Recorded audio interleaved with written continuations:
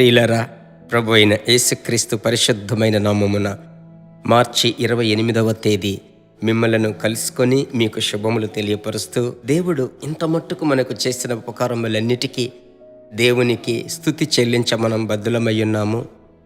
మార్చి నెల చివరి వారములో మనం వస్తున్నాము. ప్రభు దయాళుడు. ఒకవేళ ఈ నెలలో ఊహించని అద్భుతములు నేటి వరకు జరగకపోయినప్పటికీ ఒకవేళ ఈ రాత్రి జరగవచ్చు. ఎవరికి తెలుసు? ఈ వారములోపు దేవుడు చేయగలడు. దేవుడు ఖచ్చితంగా చేస్తాడు. ఈరోజు మీకు దేవుడు చెప్పమన్న మాట నా దగ్గరుంది. అది నేను చదువుతున్నాను.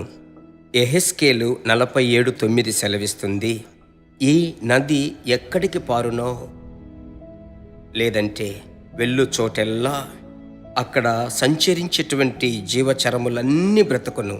ఈ నది ఎక్కడికి పారునో వెళ్ళు చోటెల్లా.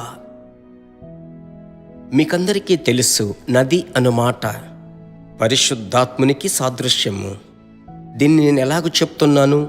యోహాను సువార్త 7వ అధ్యాయము 38, 39 వచనములు అందుకు ఆధారములు. పరిశుద్ధాత్మునితో మనము నడిచేటప్పుడు, పయనించేటప్పుడు, ఆత్మవశులమై ప్రార్థించేటప్పుడు అది ఒక నదిలాగా మనలను వేరు చేసి ప్రవహించునంత మట్టుకు దినము అభిషేకంలో మీరు నింపబడి ప్రార్థించుటకు అప్పగించుకోవాలి, సమర్పించుకోవాలి.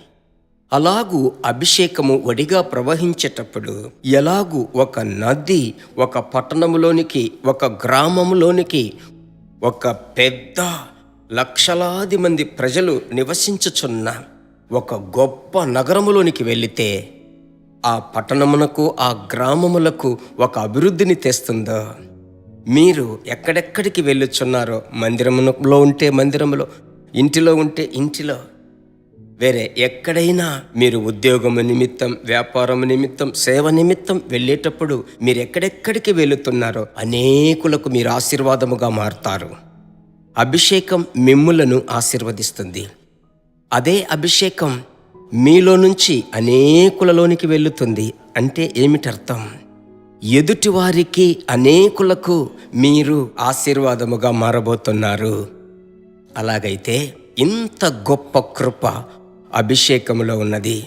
దాన్ని గురించి ఈరోజు మీరు ఈ వర్తమానం వింటున్నారంటే, ప్రభు బిడ్డలారా, మీరు చేయవలసిందొకటి. అదేమిటంటే, ఎల్లప్పుడూ పరిశుద్ధాత్మలో నింపబడి ప్రార్థిస్తూనే ఉండండి.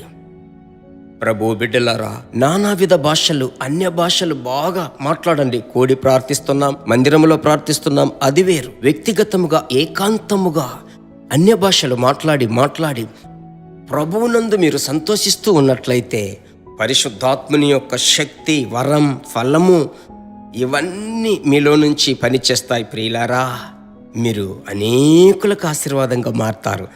ఇదే ప్రభు ఈరోజు మీకు ఇచ్చేటువంటి ఆశీర్వాదపు ప్రవచన వాక్కు. ప్రార్థించుదామా? మా పరిశుద్ధమైన మంచి తండ్రి, ఈ 28వ తేదీ మీ బిడ్డలకు మీరిచ్చేటువంటి ఈ జీవము గల వాక్కుకై స్తోత్రం. మీ బిడ్డలు మొట్టమొదట వారు ఆశీర్వదింపబడాలి. వారిలో నుంచి ఆశీర్వాదం తరువాత ప్రవహించాలి. అనేకులకు ఆశీర్వాదపు కాలువలుగా మార్చండి. మీ బిడ్డల ద్వారా మీరు చేసే కార్యములు చేసి ముగించుమని నేను ప్రార్థిస్తున్నాను. మారని మీ కృప తోడుగా ఉంచండి. యేసునామములో ప్రార్థిస్తున్నాను తండ్రి, ఆమెన్. దేవుడు దయాళుడు, ఆయన కృప నిరంతరం ఉండును. ఆమెన్. తరచు ఏకాంతముగా ప్రార్థించండి. బైబిల్ చదవండి, ప్రార్థించండి. బైబిల్ చదవండి. దేవునితో మీరు నడుస్తారు, అనేకులకు ఆశీర్వాదముగా ఉంటారు. మీరు మాత్రమే కాదు, మీ పిల్లలంతా ఆశీర్వాదంగా ఉంటారు. God bless you. మరలా కలుసుకుందాం. దేవుని బిడ్డలారా, ఈ వర్తమానము మీకు మిక్కిలి ఆశీర్వాదకరముగా ఉందని మేము నమ్ముచున్నాము. ఇంకనూ మా వర్తమానములను విని ప్రభువులు ఆశీర్వదింపబడుటకు జీసస్ మీట్స్ మినిస్ట్రీస్ అను మా యూట్యూబ్ ఛానల్ ను సబ్స్క్రైబ్ చేయండి. మరియు మా ప్రార్థన సహాయముకై మీరు సంప్రదించవలసిన మా ఫోన్ నెంబర్ 9841425286 మరియు 7299546363. Email gpsrobinson@hotmail.com. ప్రభు మిమ్మును ఆశీర్వదించునుగాక.